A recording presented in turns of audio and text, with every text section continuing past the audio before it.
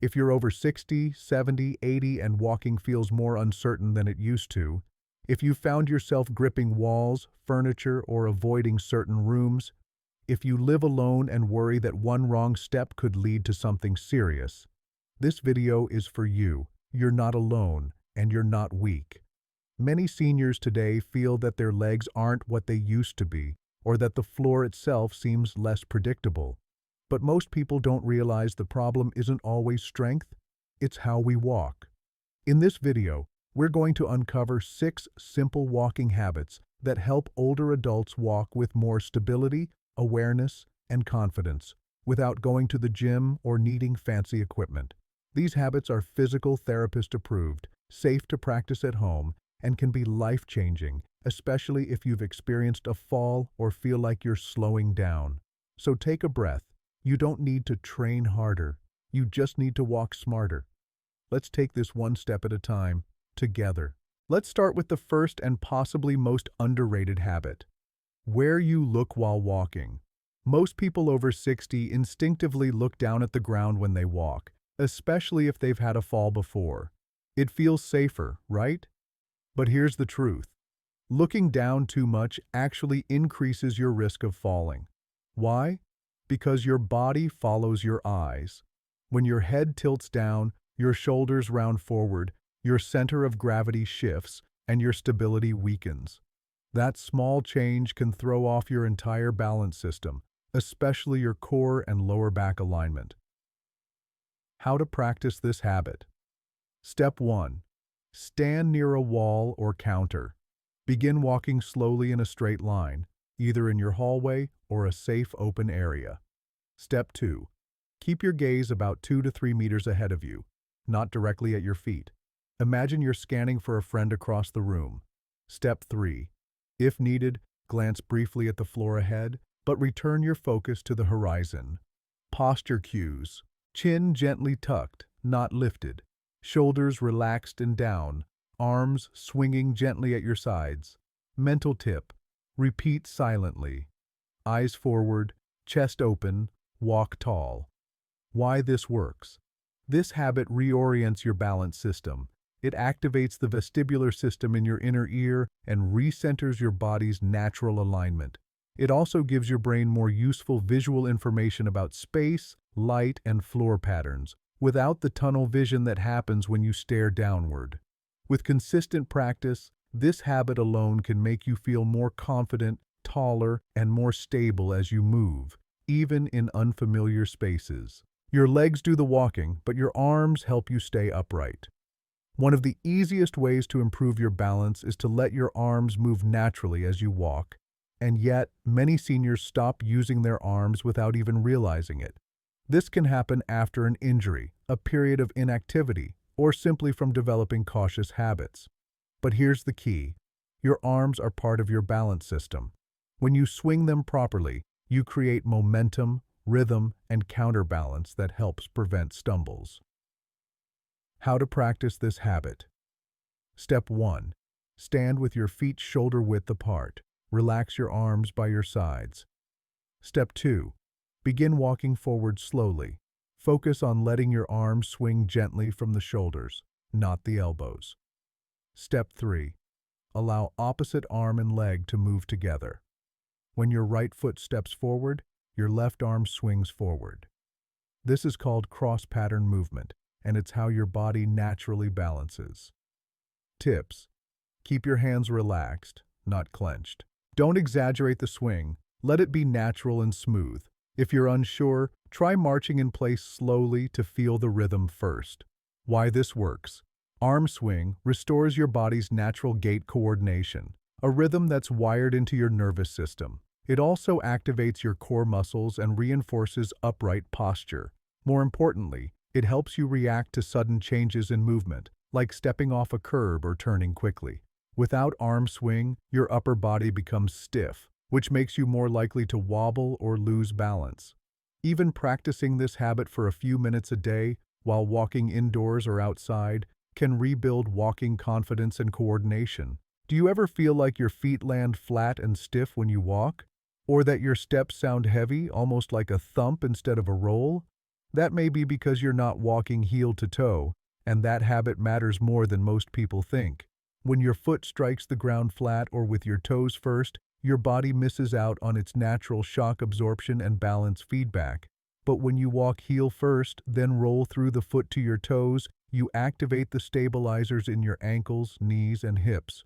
You also create a smoother, safer gait. How to practice this habit.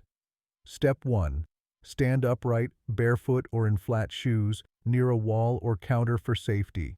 Step 2. Take a slow step forward with your right foot. Let your heel touch the ground first, then gently roll your weight forward through the arch and push off with your toes. Step 3. Repeat with your left foot.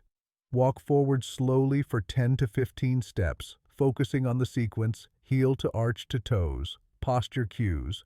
Keep your gaze forward. Use natural arm swing, as covered earlier. Walk slowly and intentionally. No rushing. Progression tip. If this feels strange, try exaggerating the movement slightly during practice to retrain the motion. Why this works. This movement pattern builds dynamic stability, your ability to stay balanced while in motion.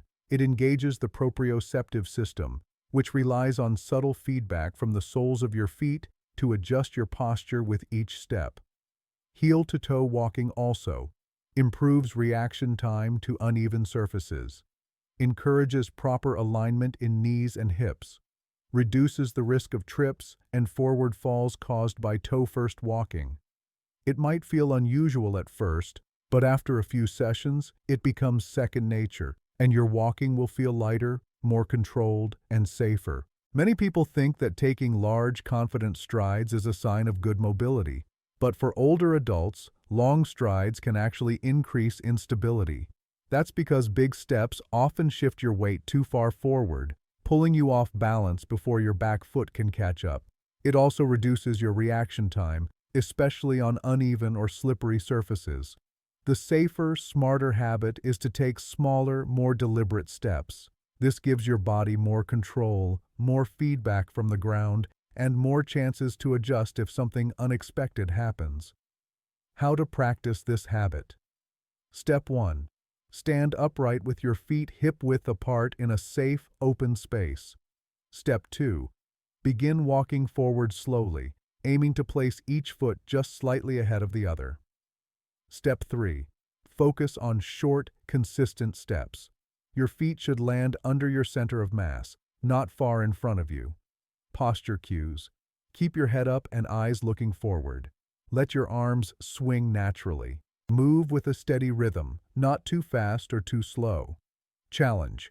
Try walking along a hallway or taped line, counting your steps. See how smooth and quiet you can make them. Why this works. Smaller steps lower your center of gravity and reduce the time your foot is off the ground, both of which reduce fall risk. This habit also improves reaction time and makes it easier to correct yourself if you begin to stumble.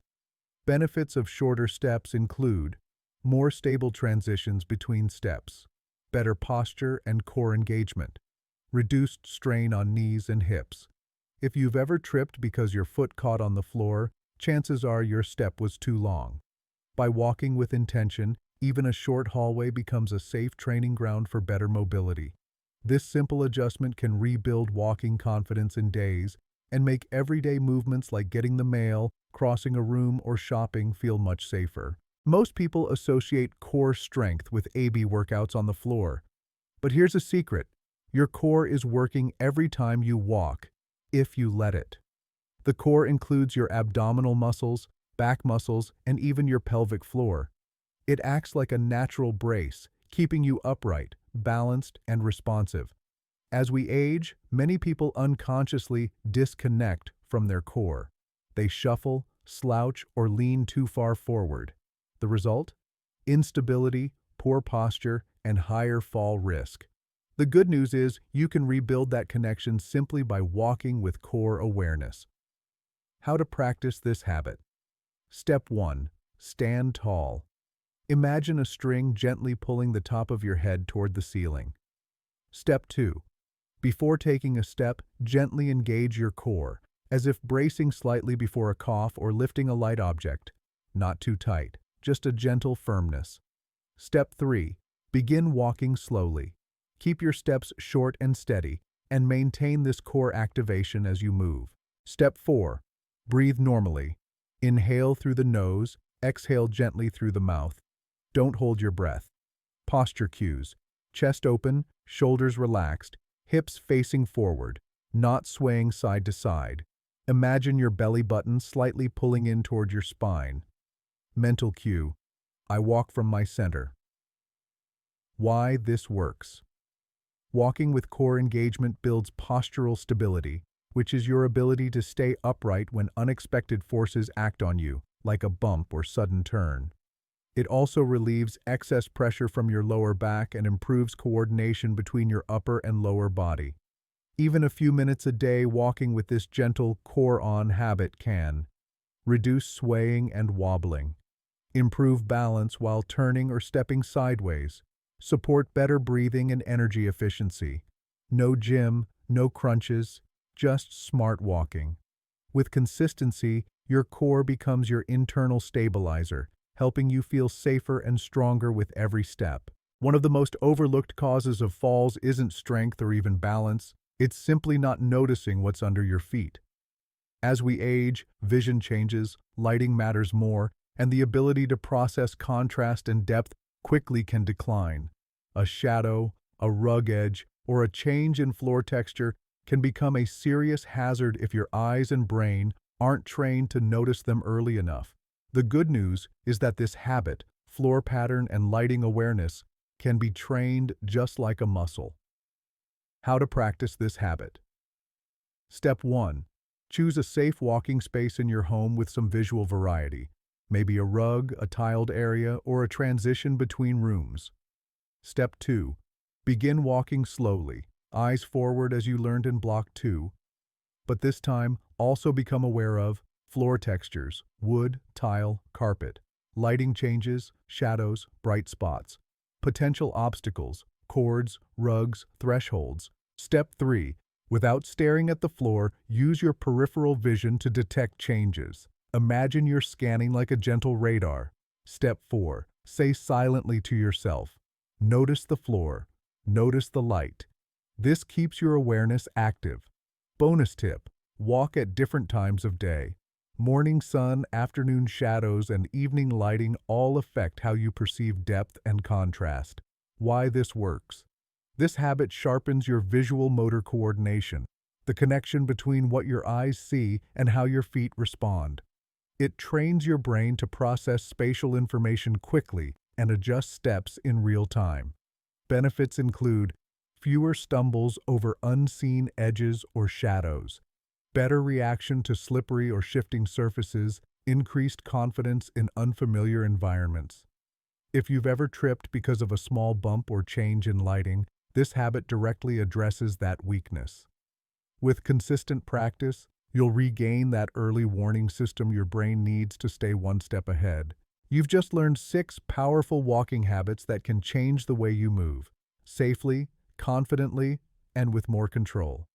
But let's answer a few common questions before we wrap up. Do I have to master all 6 at once? Not at all. Start with just one habit. Practice it daily, even for a few minutes. Then, slowly add the others over time. What if I feel unsteady practicing these? Always stay near a wall or sturdy surface. Go slow. Even visualizing the habits before doing them can help build the connection. How long before I see results? Many people feel more stable within a week or two, but it's not about speed. It's about building safe, lasting habits. Now, imagine yourself walking into your kitchen or outside for a short walk, feeling more secure and in control. That's what these habits are for. Not just walking better, but living better. If you found this helpful, please share this video with someone you care about. You never know who might need it. And I'd love to hear from you in the comments. Type, "I'm walking stronger now," if you're ready to take the first step towards safer walking. Don't forget to subscribe and turn on notifications. We've got more coming your way, including a daily follow-along walking practice using these habits, a special routine for those with joint pain or severe balance loss, and more tips for staying independent, strong, and steady after 60. Stay safe, stay steady, and I'll see you in the next video.